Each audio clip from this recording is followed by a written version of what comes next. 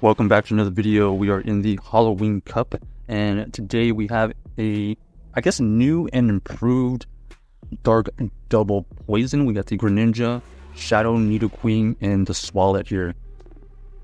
So, like I said, this is the Dark Double Poison, and since this is kind of a neutral matchup, we're going to stay in here. I guess Malamar could have Hyper Beam, but it did not charge up to the Hyper Beam, so we don't have to worry about that. It is looking like we are tanking some foul plays here. So if you notice here, the Greninja, we're going to switch, and they actually switch out into their Nidoqueen, but since we have the energy advantage, they know it's GG's because I have a move on my Greninja, and all we have to do there is just throw the Earth Powers.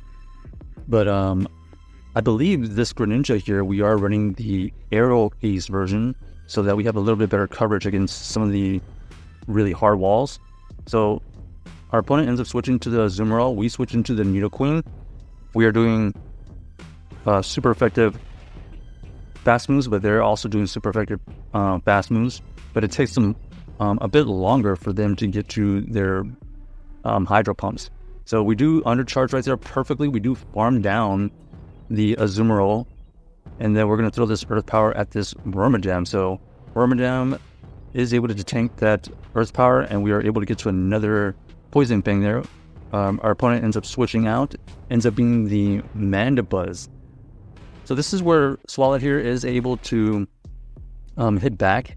It is able to have this Ice Beam coverage. It's not going to do a ton of damage. I mean, that does about 20%, maybe 25%, something in between there. So it is going to have to get to multiple, probably 3 Ice Beams, but we do get a shield. So let's see what our opponent ends up doing here. Okay, they do try to switch, and it looks like we are able to get to a move here. We try to call a bait right there, and unfortunately they do go for the Bug Buzz, so we get taken out right there.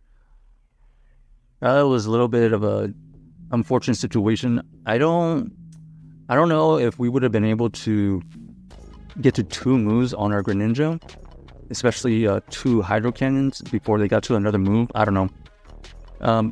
But here we had the Golett, and then they switched into the Dedenne. We have to go into our, I guess we have either choice, but we actually go into our Nidoqueen. Nidoqueen was able to take out the Dedenne, and we are able to get to a Earth Power here, which gets a shield from our opponent. We don't know if we can survive any of these moves, so we do shield the first one. They reveal that they have Shadow Punch.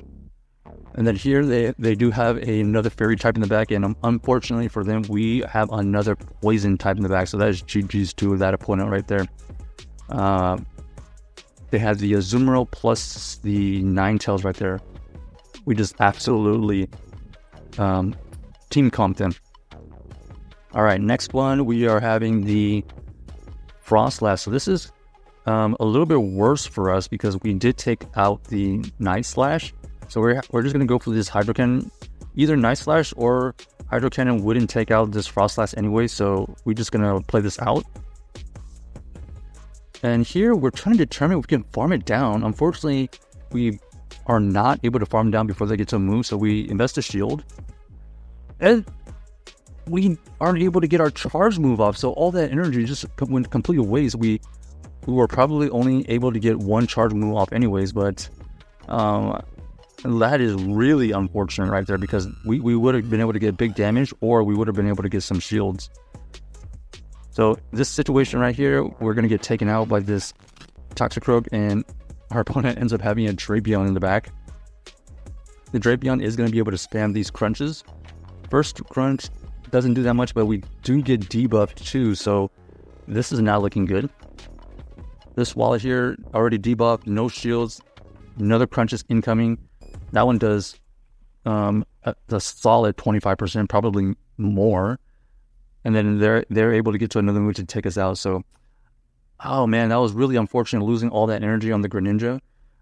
Like I said, we were probably only able to survive 1 counter anyway, so either we would have got big damage, or we would have got at least one shield. So here we have a terrible lead, so we're going to switch into our Nidoqueen. Nidoqueen is going to get met with the Toxicroak. We're going to have to shield the first one. And then we're going to throw the Poison Fang bait.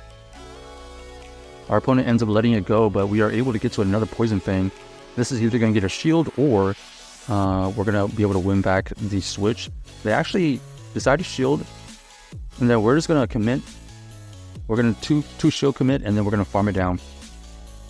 And then here we draw out the Charjabug back, and we're going to try our best to get to another Poison Fang. Unfortunately, we CMP tie, so this X-Scissor does take us out, but we do have another Poison type for this Azumarill.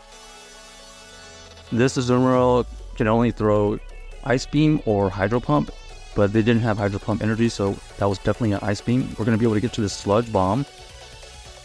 Here, we're going to try our best to catch a move. We do catch a Ice Beam, which is pretty good. And then here, we're going to throw a Aero Ace right before they get to their move here. This is just a chip away. This Greninja is pretty much useless. Okay, so we force out energy from the Charjabug. And then here, we're going to be throwing this Ice Beam because we want to get to another move. Oh, we are not able to farm it down. Will this take us out? Oh, it's only X-Scissor, so that is GG's. This Sludge Bomb here does take out the Azumarill, and we are able to sweep up in the back right there. So check out this team if you haven't already, and let us know if you enjoyed the video.